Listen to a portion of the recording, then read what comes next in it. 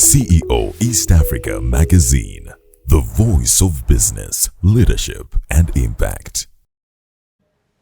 Okay, hello East Africa. Once again, Muhereza Kyamutetera here, living briskly in the East African region and trying to experience the different places, different seasons in the different countries. And like I mentioned, we'll be traveling all the three East African countries. Of course, we are from Uganda, so by default, Uganda is the fourth country, and we're trying to see how I&M Bank is making it easy for you to live, work, and basically enjoy life in East Africa with a variety of the products that they have. And of course, we can't have that conversation without having some deep insights with the people who are making it happen. So with me here today is Mr. Zahid. I've written about him once or twice. I think when you won an award, about a year or two. So little did I know that we'll be meeting very soon. So I'm glad to have you on set. Welcome. And maybe straight we'll go to, I'm sure our viewers all over the world would want to know, for starters, who you are. And I've been seeing you've spent some quite a long time in the industry that most people think is too serious.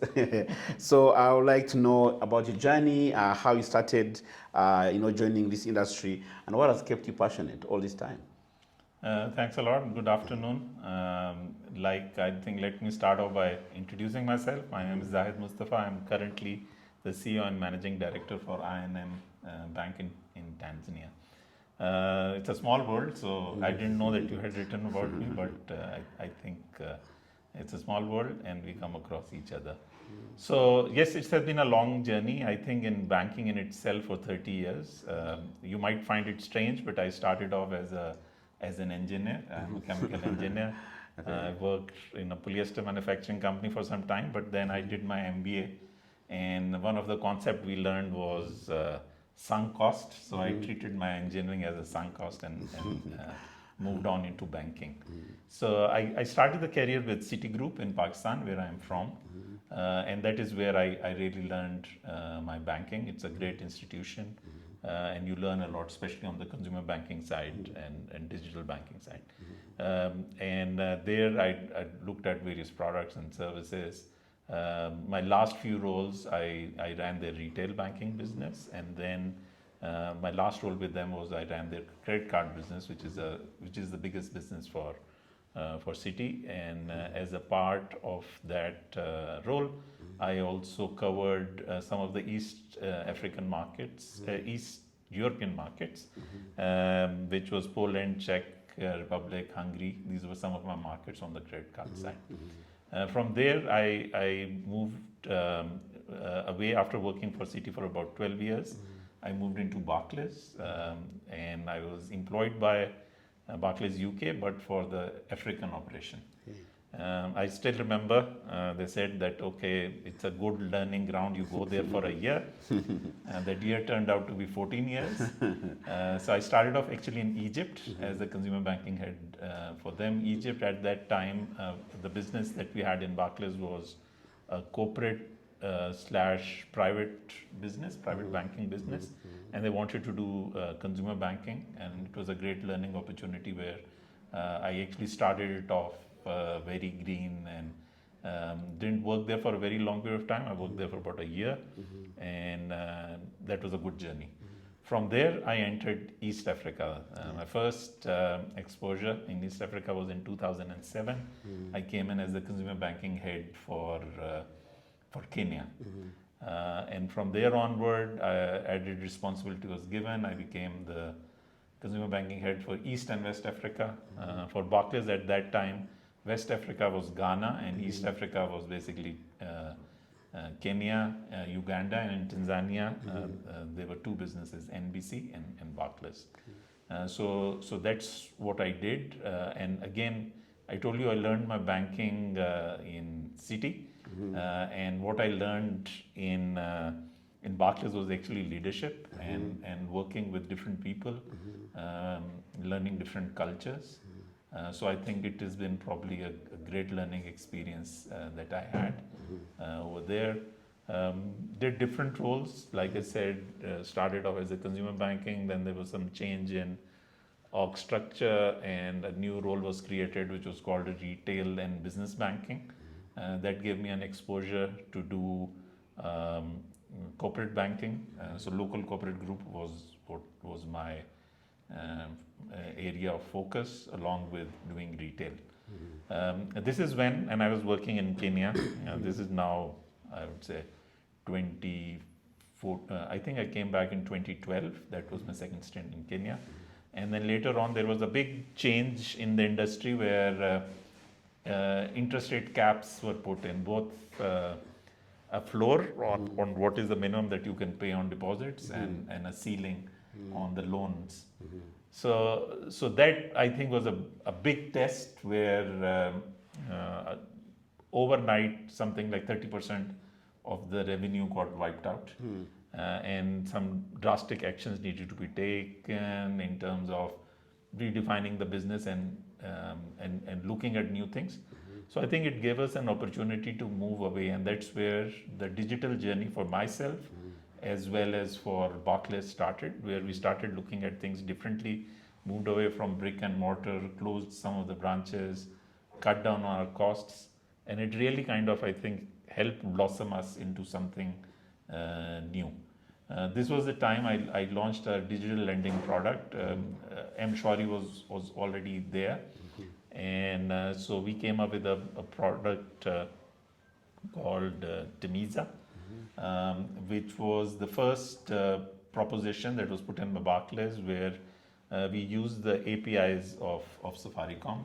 Prior to that, both KCB and at that time CBA, they were sitting on the SIM tool, which has its advantages, but I think we were able to really create a great proposition. And I still remember there was a global conference that actually happened for Barclays in Kenya. And I stood up there and I said, we were celebrating 100 years of Barclays in Kenya. And I stood up and I said that in 100 years, we were able to get 1 million customers in Kenya.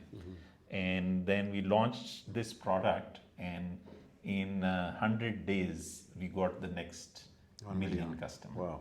So, and that was a big change. And I think, obviously the change for the company was there, but I think at a personal level, that was a big change where I moved away from the conventional way of doing business to starting looking at new technologies and fintech companies to really understand what is going on. From there, my journey kind of moved on. I took another regional role within Barclays, which had become EBSA by then, and I relocated to Mauritius, and I was looking after 11 businesses in 10 countries. So outside of South Africa, I was looking after all the businesses for retail business. And that is when COVID hit. And if you are hit with COVID on a small island like Mauritius, it is much more different than maybe what you experienced in Uganda or in Kenya. So that kind of gave me a time to reflect. My job was a regional job. I was traveling 3 weeks. So and you know, in hindsight, it looked like that was a small blip, but at that time, it looked like that humans will live in a different way.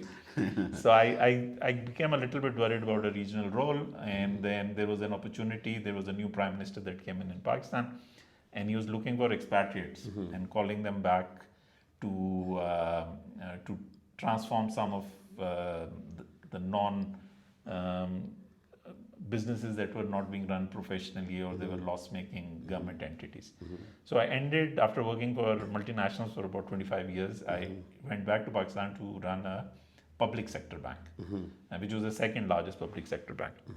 And that I did for about 2 years.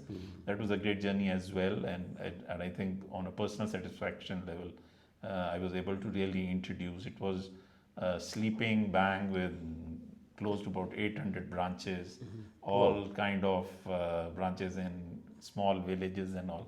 And we were able to really introduce, my role there was group chief for retail and digital banking. So we introduced, we had big budgets there, so we were able to really purchase the best of the technology in the world and implement it there. So the way we were able to move the needle there was amazing. So again, a great experience. Long story, but then came in I&M. Yeah. And I knew I&M because of my stay in Kenya, and there was a lot of respect for the brand name. Actually, when our name was changing from Borderless to EBSA, we did a very in-depth market analysis. Yeah, there were competitors like Standard Chartered, which were selling the same dream as us, being a UK bank, but we wanted to see that, okay, with a South African name, what would be the possible challenges and all. So I remember at that time we looked at banks like I&M, we looked at what is now NCBA as some of the names that we thought that we'll need to now compete with them on ground, and this regional advantages or global advantages that we have will be no more. So again, a great lot of respect. So I was very comfortable coming into the group. Okay. Now we go into the story for Tanzania. Yeah. So coming in, obviously I knew I had worked in Tanzania for about 3 years for Barclays. So I knew the country, I knew the challenges, and I knew the opportunities. So coming in there, obviously you have limited information. So when I came in, I landed, I found a bank which had a lot of opportunity, but a lot of challenges as well. I think some of it were historical, as we like to call every business that's not working, we need to say it has legacy issues. So it had legacy issues, but I think I got a real good support from the group as well as from the board. And we were able to really identify some of the challenges that the business had, and then we were able to strategize as well around it. And I'll come to people because I think people is the most important component. But obviously, before you focus on people, where the execution comes in, you need to really strategize. So I think I spent some time looking at the strategy, and I still remember we came up with we coined a term, good book and bad book. So we identified all the problems that were there in the business, and we created a separate book for it. And then we created a good book, which was the performing business. And the reason that we did that was that it's very important to show progress. And if you have a troubled company, then whatever progress you're making gets hidden with the overwhelming what you call as legacy issues. So we were able to separate it out, and then we had a strategy on how to turn it around. And that is where the people then came in. So then we had an assessment on people. Generally speaking, it's not nice to really generalize a country, but Tanzania comes in with its own challenges. One challenge being skill set. So skill set is not a plenty, so as to say. And then one of the reasons for it is that it is overbanked. There are too many banks with small market share in that market. The top 3 banks enjoy something like 2/3 of the revenue pool. Wow. This is CRDB, NMB, and NBC. And then you've got good 30-35 banks in commercial banking space who are fighting for the remaining 1/3. And that has its impact on people as well, so quality of people. But I was blessed to inherit a good set of people. So I think about 80% of the team in the leadership position, they might be doing bigger jobs, they might be doing different jobs, but they're the same people. So once the strategy was made, and I'll talk about some of the key elements of those strategy. It has been a good journey. Before we go to to that, there's whole set of, I need to hear that story about I&M Tanzania more. But maybe before we get to that, I just want to hear about, in all these very many years, are there like 30 and different continents that you've been in and different roles? And I would like to understand, if you are like addressing a masterclass of young bankers, what would you tell them about the enduring lessons that you picked throughout this journey and the non-negotiables that make a good banker?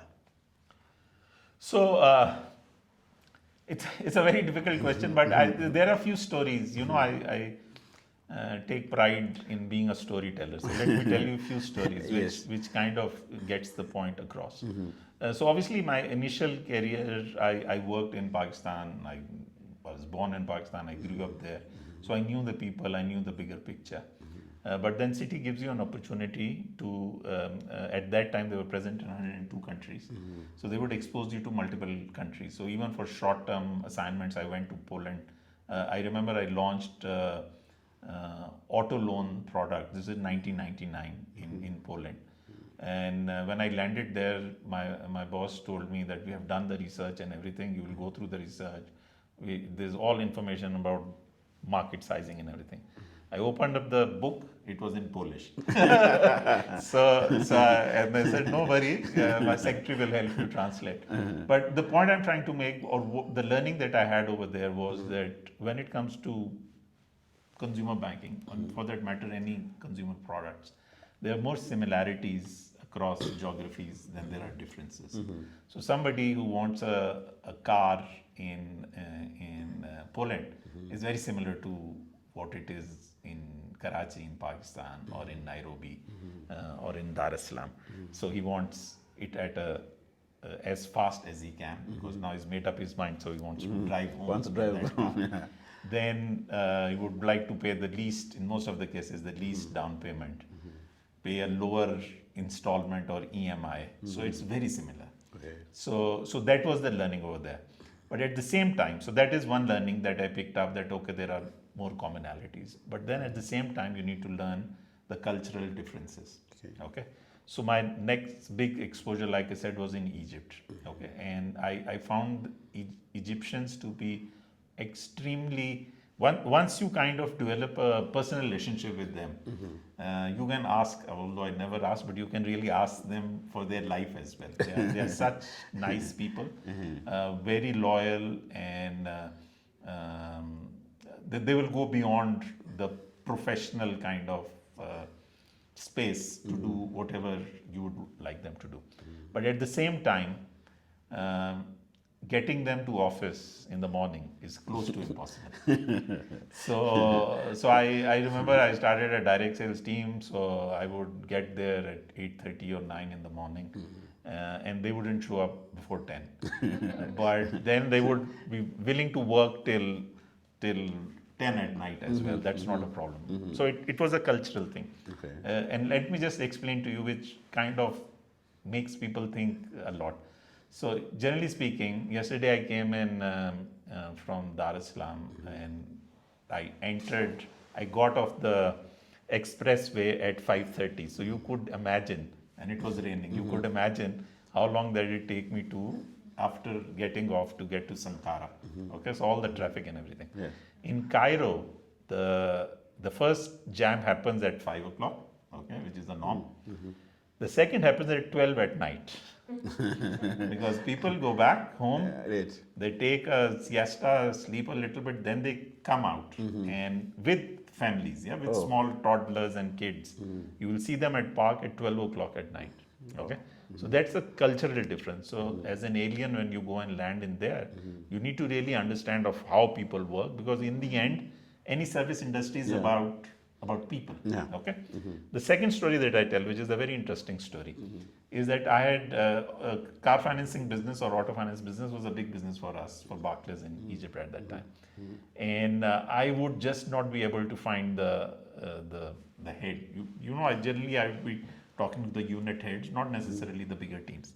So I couldn't understand. I said that this guy is really spoiled. Everybody else at least show up at 10. This guy is not even there till 3. So what is going on? Yeah.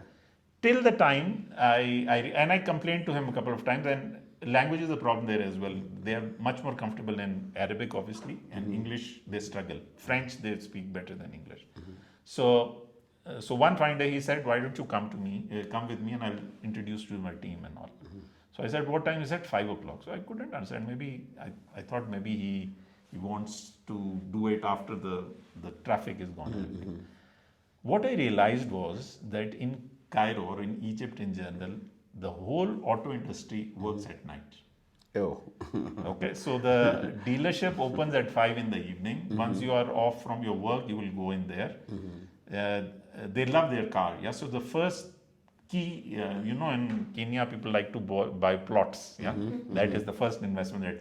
So in Egypt, they buy a good car. It has to be, depending upon obviously your capacity, but they would like to drive European cars, your BMWs and Audis and all. So I told you about the traffic. So the roads are only open after midnight.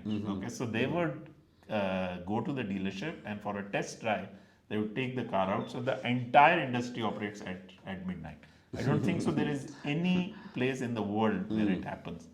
So to answer your question, and I took a little bit of time to give you the whole perspective around Yeah, it. yeah. But what I've realized is that while there are commonalities, there are cultural differences.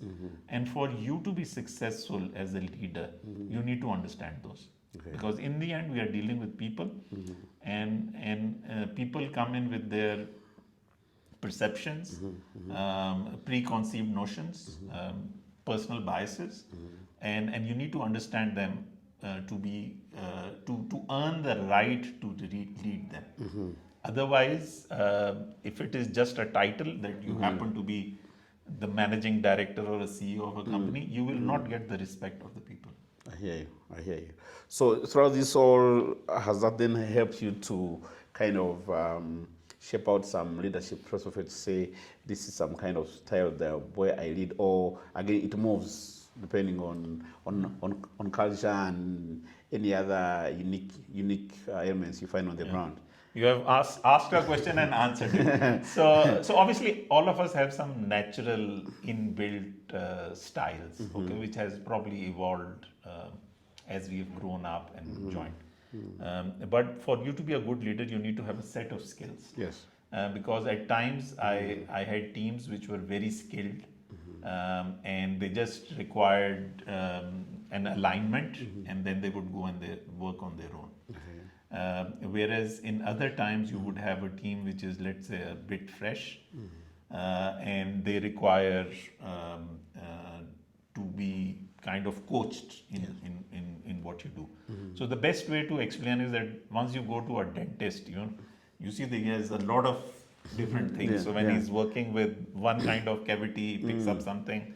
So in a similar way, I think the leadership needs to work on it. And within the same team, same company, individuals are different, and they need to be dealt with differently. Some of the people excel in explaining why they are failing, okay? And they can have a PhD in that. They can explain all the things that went wrong. And then you see some of the people who don't talk as much, but they're focused on their job. Now, to deal with them, you need to have different tools. Yeah. Okay. And I think it's very important to understand that. So I've tried to apply. I don't claim to be the leader that people would follow all the time. I think I have my rough edges as well. But I think it's a journey for all of us. Okay. Okay, interesting. So now we get to the transformation story of. You kind of talked a bit about it, but maybe if we were to revisit the whole idea, and you learned on day one, and you're talking about separating the good and the bad. But now, in hindsight, looking back, if you are say to explain this transformation in about 2, 3, 4 elements, what would those be that helped you to transform the bank to where it is right now? Okay, so like I said, that there was some skeletons, so as to say, in the business, which were primarily in form of some of the non-performing assets. So that needed to be sorted out. So it required a complete revamp of what we call as the credit function. So there were gaps in terms of skill sets. And there were gaps in terms of leadership in that space. So those changes had to be made. So it took me about, I would say, about 4 weeks or so to realize some of the weak areas, and then we invested in it. So we and we were a tier 2 bank at that time. I think 12 years in business. I&M Tanzania was an acquisition by the I&M group. It was a microfinance bank that evolved into a commercial bank. So one of the challenge was that some of the people who were very good probably as a part of the microfinance, as the institution grew, they may not have the capacity to grow. And they required coaching, they required training, even formal training. And so we did a part of that for development.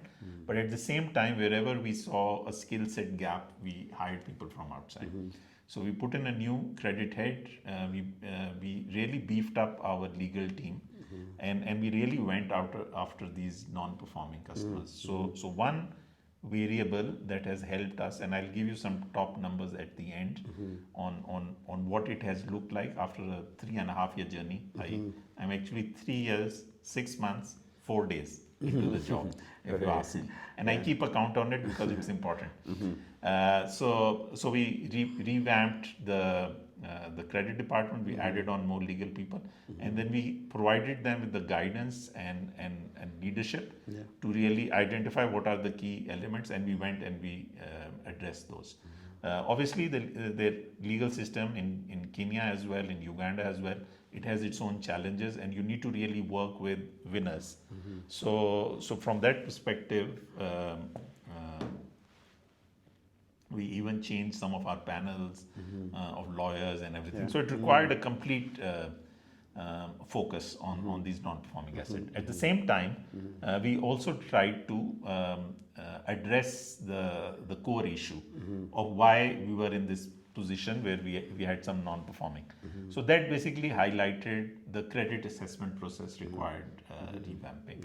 So there we put in more processes. Again, as you see, as you grow from a smaller organization where individual people can manage and grow. As you grow into the organization, you need to have systems and processes to replace those individual skills, so as to say.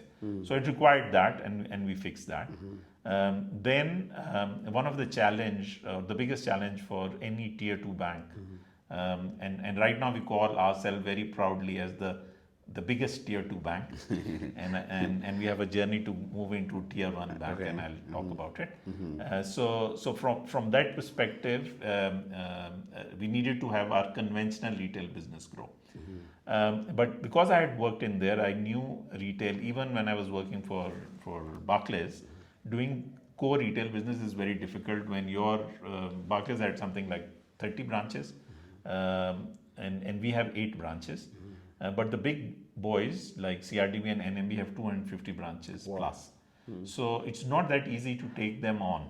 Okay, and I still remember the term that I used is that there are these big ships or oil trailers. Okay, so and we can't compete with them if we try to behave like a small ship trailer. So I said we need to be a motorboat. So a boat that can change the direction very fast and can pick up small opportunities.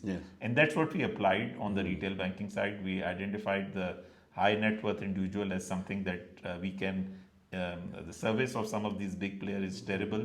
So we said that, okay, our focus is going to be customer experience.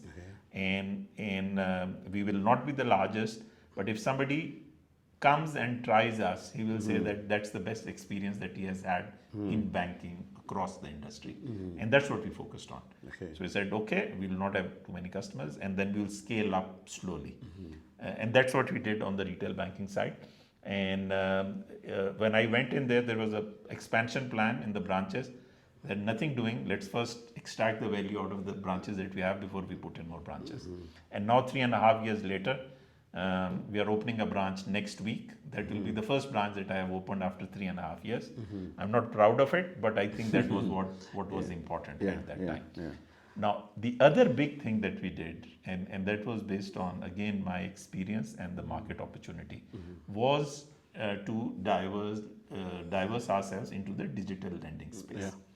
Now, why digital lending? So like I said, that on conventional retail, if I were to compare, and I take the names of my competitors very openly and easily, I don't have any problem. So if I'm competing with CRDB and everything, the amount of people that they have, I cannot compete with them. But to run a digital business, you just need 3 or 4 people. That's it. Okay, everything is digitized, end-to-end process is digitized and all. So that's why we picked it, because we can at par compete with these big banks. Okay.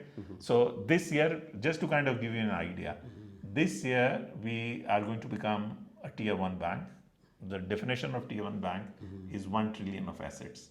Okay. And these 2 big banks have 1 trillion of PBT. Okay, so their PBT is like creating an I&M. So we need to, but when it comes to digital lending, I'm at par with them. They're competing with me to get 1 customer on. So we launched this product. It is called Kamilisha. It is like Fuliza in Kenya. So it's an OD. So the customer value proposition is that, and we do it with Airtel, and our technology partner is Yabex, which is a company of Comviva from India. So, and I'm very proud to take their names because I think this whole fintech business is about partnerships, and I think it's important to, number one, find a good partner, and then create an environment where none of the partner feels that the other is having an advantage. So I think we are all together, and we are kind of all reaping benefit of this proposition. So coming back to the CVP, the CVP is as a customer, we have already pre-approved you. Okay. So the total customer base of Airtel is about, I would say about active customers about 18 million. Out of those 18 million, about 6 million we have pre-approved, looking at their amount of transactions and looking at the credit history and all. We have 6 million, we have positive listed. Now, if one of this customer is trying to send money or buy airtime and doesn't have enough money in the wallet, there is a pop-up that comes in to say that are you interested in taking a Kamilisha loan? And if they opt for it, then basically the money goes from our wallet and goes into his or her wallet. And then whenever there is money that comes into that wallet, we are able to sweep that money to recover the OD. So it can be 1 hour or it can be longer. The design of the product is for a month, and it's a super product because it really helps fill in a big gap. Yeah. Okay, we are the second largest player in that space, but somebody was telling me that in Zanzibar we are actually bigger than our competitor. Okay. And it's so interesting and so fulfilling to know we don't have a branch in Zanzibar, but we lend to more people, to more Zanzibaris than some of the players who may have multiple branches there. Okay. So just to kind of give you some highlights of this proposition, so I said 6 million positive listed customers in any particular month. We get about 1.2 to 1.5 million unique customers that borrow from us, and they borrow about 2 to 3 times during the month. Okay. And in terms of, so it's been now 3.5 years almost, we are doing this business. We are standing at 99 million loans. And since we do 1.2 million, within this month, we will hit our 100 million number, which is a big number for us. And in terms of the lending, it's close to about $300 million. Okay. I'm just using dollars because just to get across all the Ugandan shilling and Tanzanian shilling and Kenyan shilling. So it has been, in terms of the repayment, we are running at around 93%. So 93% of the people pay back to us within 90 days. So it's a good, it is a higher credit loss, but I think it kind of makes up, and that's the dynamics of these digital lending business. It's very fulfilling. Even with my previous employer, when I did that, and even with this one, we go and we look for stories, for testimonials, and sometimes you come across. I'm not a very emotional people, but I've cried listening to some of the people on the dilemma that they were going through, and their own family, their own parents were not giving them money, and come in Kamilisha, which provided them with that money, and they were able to move. So you can hear stories, people buying bananas in the morning, selling it and returning your money in the evening, and then borrowing again the next day. So there are some great stories around it. Now we have tested, while these are smaller loans, on average about $3, but then for different segments we have tested bigger loans. So recently we did a pilot. We identified some of the women. Obviously you have limited demographic data available, but with some analytics and AI we were able to identify a group of about 50,000 women who we were pretty sure that they were in SME kind of a business, and we just and they had good history with us, and we just gave them 10 times bigger loans. Okay, and that test is actually performing better than our control group. So it tells you that if you understand that business well, and you take calculated risk, there are opportunities to make it more. And that's my personal, and I think for our company, we now need to move away from these relatively simpler solutions to more complicated solutions.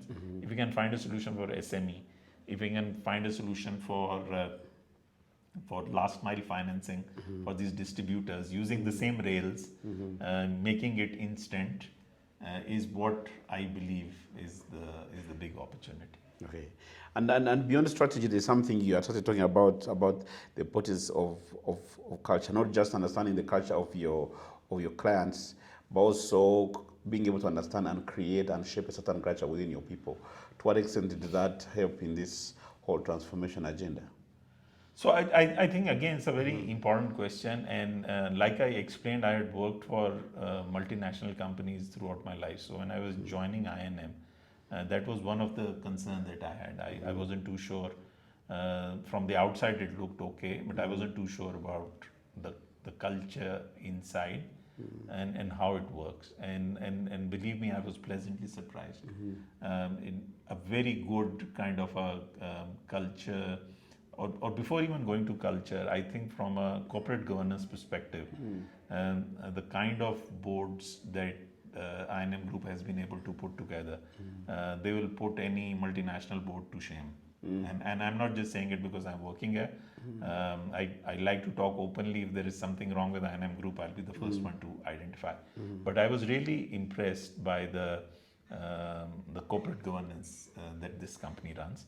And then going back to the I&M culture, obviously, if you look at the history of the company, it grew from a family business. So I think some of those values that were there when it was a small business, despite the growth, they have continued, and they have crossed borders and gone to some of the subsidiaries that we have across, away from Kenya. And that gives you, when a company puts up its values, its behaviors, it is basically in a subtle way trying to find like-minded people to come. And you can end up hiring for whatever reason, especially if you're going after technical skill, you can end up hiring a person who doesn't fit in. But very soon, if you are running that culture piece right, either that person gets converted, or basically they leave. I went through a whole cultural shift when I moved from Citigroup, which was an American, hard-driven, and I ended up in Barclays. I'm sure the people who found me there must have thought that where is this shark come from who's trying to kill everybody. But you go through that. So coming back to the cultural definitions, I think it's very well defined, and people are aligning to it. And I think we call each other, even if I am not living by the culture. Maybe my people respect me and don't call me in front of everybody, but on the side, when we are having a drink on the side. So that's very important, and you need to create that environment where people have the confidence that they can raise their hand and talk about it. Okay. So I think it has been a good journey so far, and the same applies on our customers as well. It's obviously you're not in as much in control, but when you ask around, you talk about the people and everything, you get a good understanding of the customers as well. Okay, and let's talk about the vision, and of course, which to a great extent is also related to the mission. When you talk about becoming the leading financial partner for growth for Tanzania, in this case, if you were to explain this in terms of what this means for your stakeholders, what exactly does being a leading financial partner for growth mean? Okay, so it means different things to different people. Okay, so I've spoken to you about three different distinct segments. One is the base of the pyramid, the Kamilisha, mass market kind of a product. But if you really go by the company vision and mission, we are talking to them as well. They might be very small, they might be micro, but they are also on a journey of improvement and growth. And then similarly, if you go into, let's say, a business banking or an SME space, the same philosophy applies. And if you are, let's say, a big company and you want to become from a big country, a big large corporate group to a regional group, we are there to help you. There is a tagline that we have, which is called "We are on your side." Yes. Okay, and that is, and now it has been shortened to "on your side." So we are basically, I think we live by that example. Some of the customers that I meet, okay, and I don't want to trash in any way my previous employers, but I think this COVID hit everybody. Okay, but when I meet some of the customers, they actually have so many good things to say that I&M was there supporting us in this difficult time. They fully acknowledge it, and some of my previous employers, I don't think so.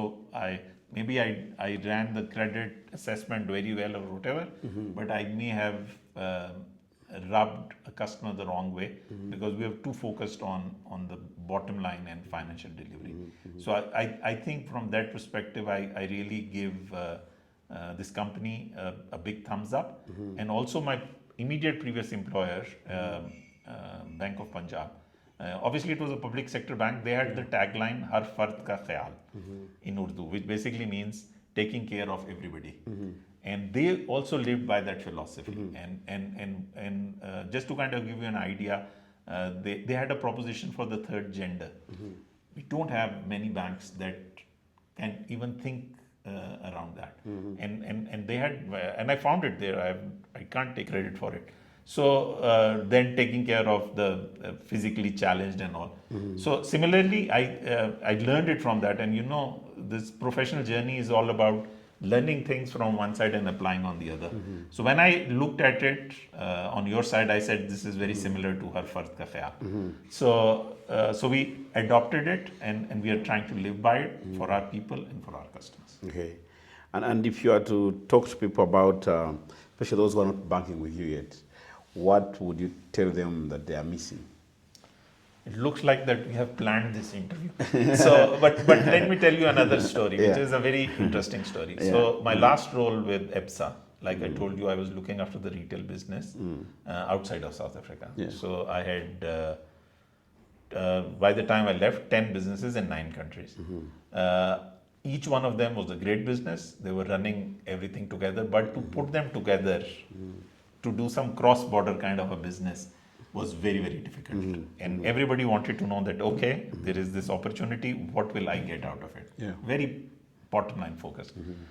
The biggest difference that I've seen, and I think that's a big strength for us, is that how we work together cross-border among the 5 countries. We are not in 10 countries or whatever, we are only in 5, but we do a damn good job with these 5 countries. There are other players, again, I will not name them, but a lot of Kenyan banks, they have a similar footprint. They are sitting in Rwanda, or they are sitting in Uganda and in Tanzania, but they don't operate like that. What I mean by that is that if there is a business in Kenya, which is a very successful business, and they want to go and expand in Uganda, or they want to come into Tanzania, the way we assess them from a credit assessment perspective and the risk that we take on them is far better than our competitors. Okay, and this is possible because we are integrated as the 5 entities, and there is a lot of information that is passing through at times. And I'm a beneficiary most of the time in Tanzania. So a lot of time there will be some SBLC given by Kenya to support that business, to manage us on the regulatory aspects of the business. But we have financed so many startups in Tanzania based on our experience of what business they are running in Uganda or in Kenya. So that is a big benefit. As a part of it, so this is one credit. But even payments, and especially payments of not big organizations who are not really bothered by some of the costs associated with cross-border payments, but mid-sized companies and individuals. More and more East Africa is getting cohesive, and people are traveling a lot. It's a 1-hour flight NKQ is doing a good job in terms of connecting these countries. So people are moving around. Yeah. Small businessmen, SME, transporters, these tourism companies and all, and they have a cross-border payment problem. And through Brisk, I&M has been able to really solve that problem. So from a user experience perspective, let's say a Kenyan is visiting Tanzania, and he wants to withdraw money from his Kenyan account in Tanzania, he can walk into any one of our branch and they are able to access that cash seamlessly on a real-time basis. The way I sell it to my competition, I have a very funny question. So go and ask that, okay, you are banking with bank XYZ. I say yes. I say that, okay, they have so many branches. So can you deposit in one branch and it will show in the other? They look at me that this guy calls himself the seer. I said, of course, what's the problem? And I can withdraw it. I said, okay. This bank is also available in Kenya. They say yes. I say, can you do the same in Kenya? And most of the time the answer is no. Okay, it's a small service, and actually, globally speaking, HSBC started this. They had a product called, I think, One, in which they had connected their systems. So that product works well for us, both incoming and outgoing, mostly with Kenya, but also now Uganda is picking up. Rwanda is relatively small, but nonetheless there. But Kenya, Tanzania cross-border is a lot. And then similarly, the second solution, so one was your individual, is collections. Yes. And that is where the bigger opportunity is. So let's say, for example, Kenya imports a lot of agri products. Okay.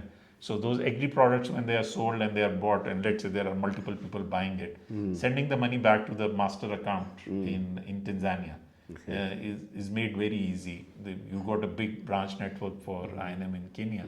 They can go to any branch, put in the money, instant credit.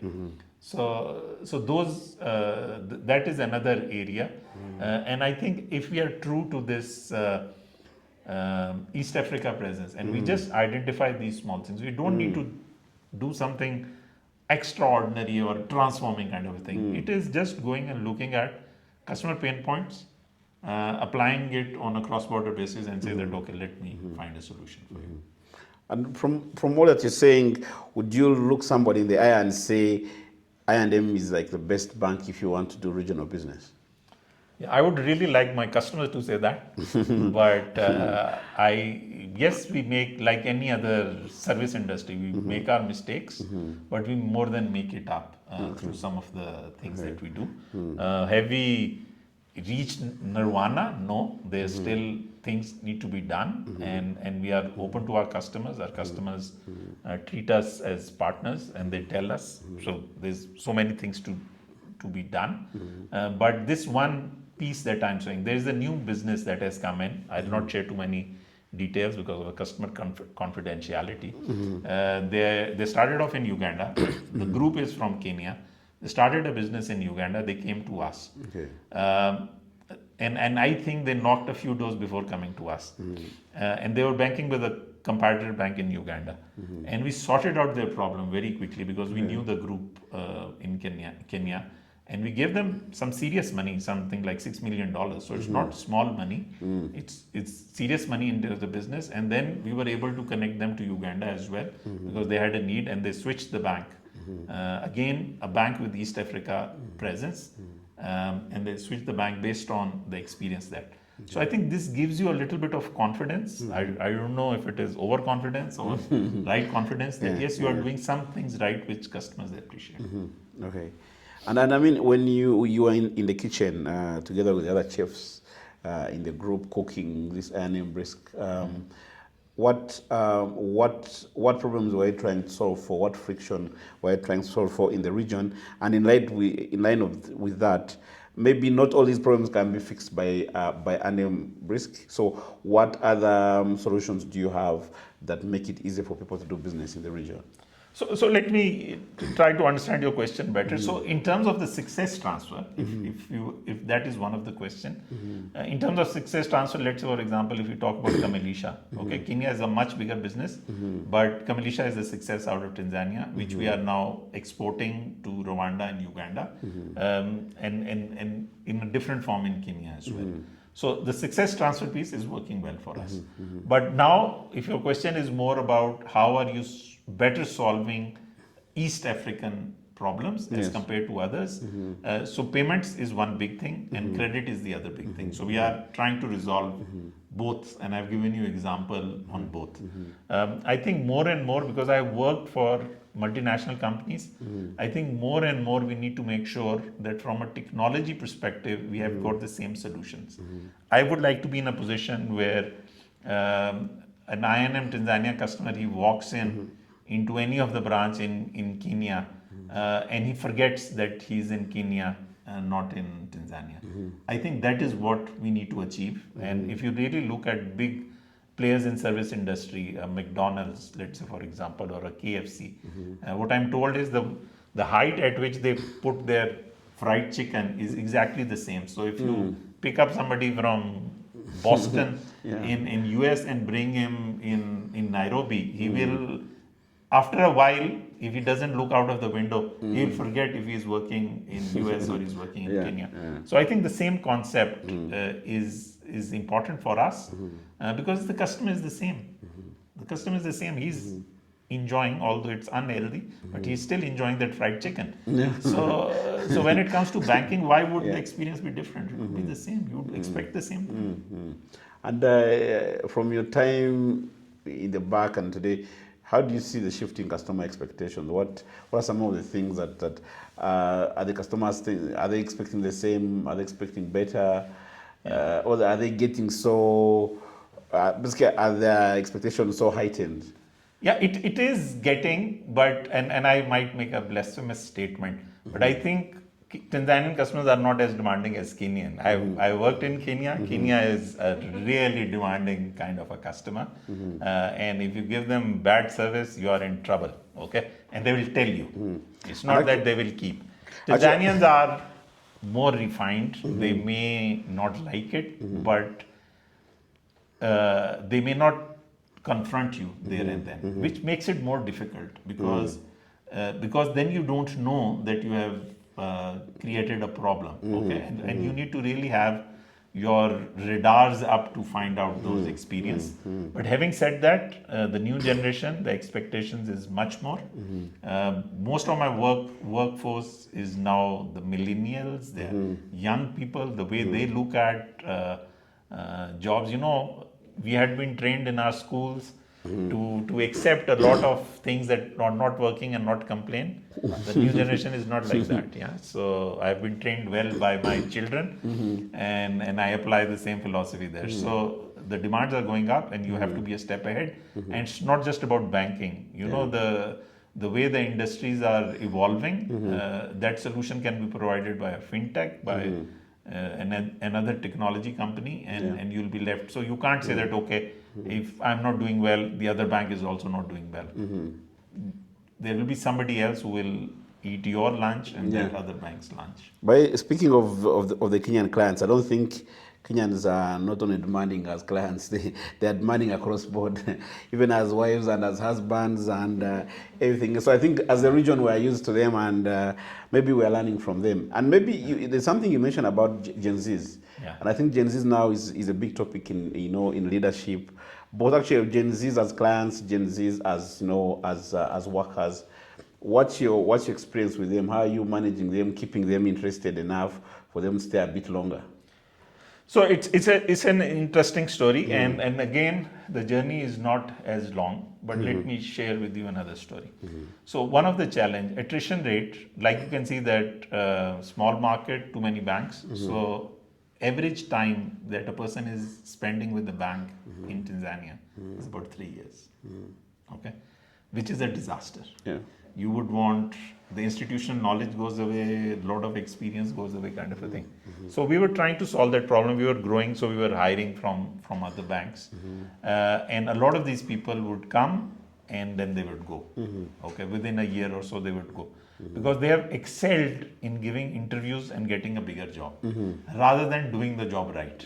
Okay, I'm sorry again, I'm making a sweeping statement, but it is so true that if you're switching the jobs too frequently, you know what to say, but you don't necessarily know what to do, okay, while on the job. So we made a change and we said that, okay, let's go and get fresh graduates out. So nothing new, people have done it before, management trainee programs and all. The way we did it differently is our management training program is also between 9 to 12 months, so very similar to what everybody else is doing. But then we came up with the whole career path. What we realized was that a lot of time we were able to poach these guys 2 years, 3 years down the line, because once they completed their management trainee program, they were being treated like anybody else. Okay, they did not know their future. So they are very much concerned about the future. So one thing we fixed for them is that anybody who's joining has a very clear understanding for the next 4 years. First year is all training and everything. There's no permanent job, there's no targets and everything. Starting the next year, we put them based on their capabilities, our requirements, we put them in a function. But we have given them the flexibility that if you do your job well, if you are rated A or B after year one, you can continue with that job. Okay, there's some promotion, there's some financial benefits, but you can also opt to go into another function. So what we thought was that if we can, in 3 years' time, 1 year after the management trainee becomes a permanent employee, we can rotate them in 3. So let's say you spend 1 year in treasury, 1 year in finance or in credit, and you have spent a year in front office. The kind of experience that you have will and what, although it's still early days, we are in our 2.5 years on this program, but these people are very confident, they see a future and they are learning, so they are not bored. A big issue is getting bored. So they are not getting bored, and I think we are creating something which we'll cherish later on. The other thing, so that is one on their career development.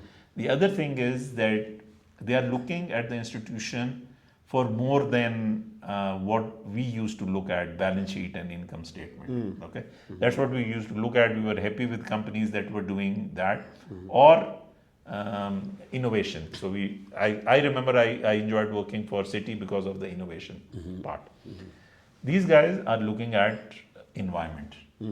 So if you go and talk to them and you have not mentioned ESG in your conversation, or you have not mentioned climate as an issue, or you have not mentioned how you are alleviating the poverty, then they are not with you, which is a great thing. I remember my generation, it's a very old generation, it was about obviously excelling as an individual, but then also getting wealth. So the meters of success was that, okay, are you driving a car? Is the car old or new? Do you live on a rented apartment or you own an apartment? Those were the milestones.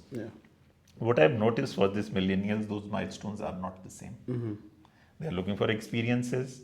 They are looking for a meaningful approach, and they are much more concerned about environment and earth than at least I was.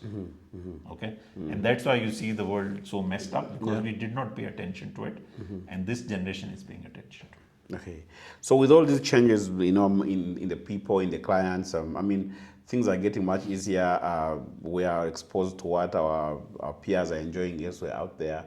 So from a leadership perspective, as a business, looking over the next 5 years, what do you think are some of the key things that you guys need to keep on doing to make sure that you catch up and bring it down to I&M as an institution?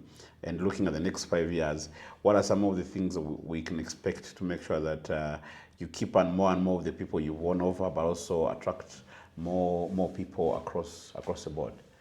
You know, the thing that scares me is getting obsolete as a human being, because I'm a product as well as the products that I sell.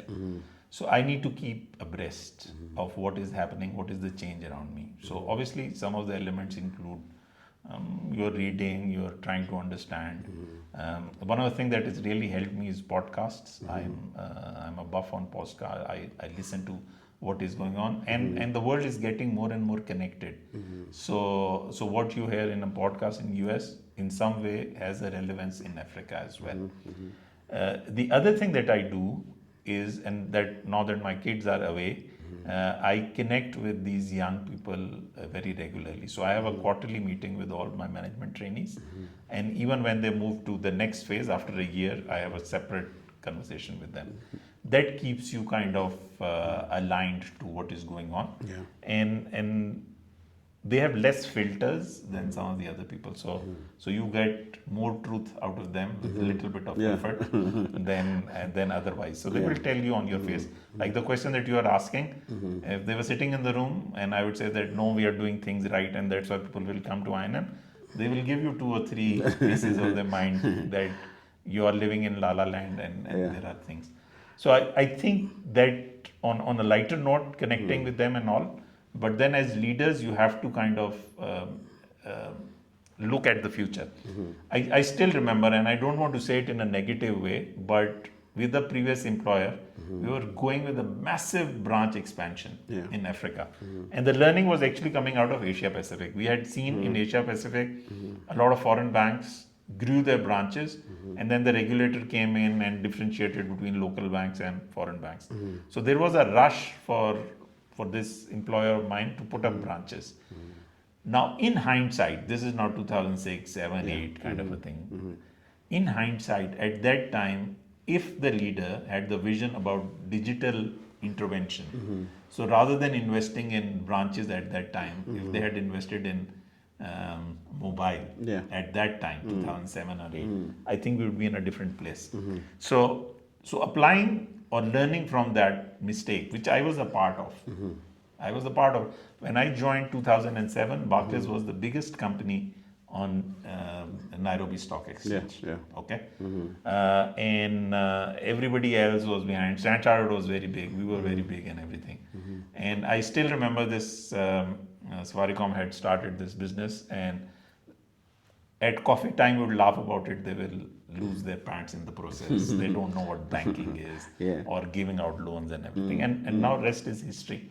So I think you need to really be grounded, be on, keep your ear to the ground, try to understand what is going on, and challenge yourself and let the people challenge leadership. That's, I think, a better way. Of being a step ahead. Okay, and as we get towards the end, you did mention that you are 3 years, 6 months, and 4 days. So 5 years from now, you'll be 8 years, 6 days, and 6 months and 4 days. And if you will be having that same interview here, what will I&M Bank Tanzania be looking like? Have you fathomed that, or how would I am a big believer, okay, and I hope this is not taken in a wrong. I am a big believer that beyond 5 years, a leader should not continue in the same organization because everybody has blind spots, and they have built something to the best of their abilities. Somebody else needs to come and take the baton away, continue the things that they have done well, and work on the blind spots that the leader has left behind. So you will not find me in I&M Tanzania for sure in 5 years' time. I think some of my seniors may not like it, but I actually believe in it, and that's why I'm developing successors, because they need to take over. And I'll be doing something which will be more meaningful to me, and maybe I'll be contributing more to the economy and to the banking industry. Okay, maybe make sure you don't join don't join politics, because in politics people believe in staying the longer you stay. And I come from Uganda, where our leaders stayed for not many years, only for decades. That you may need to edit, yeah. Okay, and maybe just on a personal note, there's something I like to ask leaders whenever I meet them. I call it, how do you stay sane in the fast lane? Because from the day you wake up, I'm sure the day is running so fast, and But I'm sure there's those certain things that you do over time that have allowed you to take control of the situation and not be swung from left to right, because if you're not careful, everywhere sometimes the house can seem like it's on fire. But how do you make sure that you focus yourself, only pay focus to certain things and not others, and at the end of the day still get things done? I'm really blessed, and I've spoken about everybody, but not spoken about my spouse. I think my spouse really helps me in and has kind of supported me throughout my professional career, and she's been the sounding board, and she's really helped me keep the focus. Okay, and I think it's very important for anybody, and it works both ways for the men and the women. But at the same time, I think we spend more time at our workplace than at home. So you need to be in a position to say, or when you're introducing somebody, if you introduce them that this happens to be my colleague or this happens to be somebody who's reporting into me, if you can introduce them as he's my friend and he happens to be working in the same place, then and only then, because that is where the trust comes in, and that is when because things go wrong. I think any company, even if you talk about Apple, I'm sure that there are things going wrong in Amazon and Apple. So in order for you need to manage that, and I'm sure those jobs are much more complex than what I've ever done in my life. But I believe in the end it's the person standing next to you who can help you refocus, re-energize. I think a word of advice. I've tried to do that, and I've tried to be that person for other people as well, and I think it's important. Okay. And is there anything else you feel that we've not addressed that probably you wanted to stress out, especially, and this is for me, is for more of the leaders out there, but also the upcoming leaders who will, like you said, will be running the show after the next 5 years. Yeah, no, I think we have covered extensively, but I would like to again, in the end, thank Allah, my God that I believe in, that I've been given the opportunities. I've been out of, although I went back for a couple of years, but I've been out of my country for 20-25 years. Wherever I have gone and wherever I've met people, I'm so blessed that I have friends all over the world. I've worked with different cultures, different kind of people, and I think that has been something that you don't really smile about the millions of dollars that you have made and everything, but the influence on people, the friendships that you get, I think is something that I really cherish. Okay. Great. I think it's been a great one. Oh, by the way, about East Africa, you said you've been in Tanzania, you've been in Kenya. Have you been in Uganda? Yeah. Uganda was one of my market. I've not been based there, but I used to go very regularly. Okay. More so, and like I told you, at one time I was looking after East and West Africa. So Uganda was doing well, so I didn't end up going there that frequently as compared to Ghana. Ghana had some challenges at that time. But in Uganda, we actually acquired a bank, which was called Nile Bank. Yes, I remember. So there was some real tough times during the Nile acquisition. Yes. And it was one of my oversight. So we had our challenges. But anyway, I think the business is doing well. People say Ghana has great food. What's your experience? I'm saying this because I'm from Uganda now. What do you feel the same way about our food, and what is it? Or have you seen any remarkable differences, especially in terms of cultures in these three countries?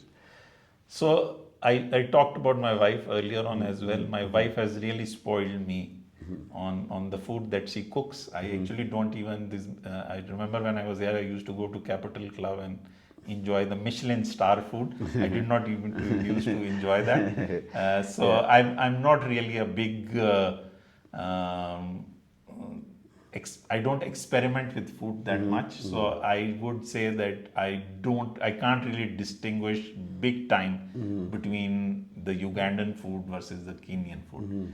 Tanzanian more I can, but and I'm sorry for that. Yeah. But people I can talk about. I really like the people. One of the things that I've noticed, and you'll correct me if I'm saying something, Ugandans are better dressed than Kenyans and Tanzanians. I agree. I agree. You don't agree, obviously. I actually noticed that. I've noticed that. Western Africans also, West Africa, my experience, which might be totally wrong, are more bolder in terms of the colors that they use and everything. But I found, or at least the people I interacted with in Uganda, they were definitely, they took care. Okay. Things have changed in Kenya. I start comparing Kenya from 2006 and now. Now it's becoming a middle income country, and you see the impact. Now I tell my wife that Nairobi is today what probably Johannesburg was some 10 years ago. So you see that vibrancy. Yeah. But I've noticed this thing about Uganda. I think on that good note, I need to close this interview. I know that some people will not agree, but at least I agree with you. And I'm the one who decides when this show ends. But it's been great having you. Thanks a lot. And It's a I pleasure. hope to be in Tanzania very soon, and we can continue having these conversations. Yeah, I'll show you around. Sure. There's so much to see in Tanzania. I'll be looking forward. I think our tourism business is doing extremely well. And again, the Kenyans will not like it, but I think the way we show Serengeti, the way we take people through that, there's no comparison with Masai Mara. That's me. And then obviously the sprinkling of Zanzibar makes it a very fulfilling holiday destination where you can experience both the things. Yeah. Okay. Thank you. Great. Right. Thank you very much. And thank you, everybody, for watching and tuning in. Make sure you follow us so that you can be able to enjoy more of these great stories that I'll be bringing you from around East Africa. See you in the next episode. Thank you. Follow CEO East Africa Magazine across all our digital platforms and stay connected to the conversations shaping business, leadership, and impact in Africa.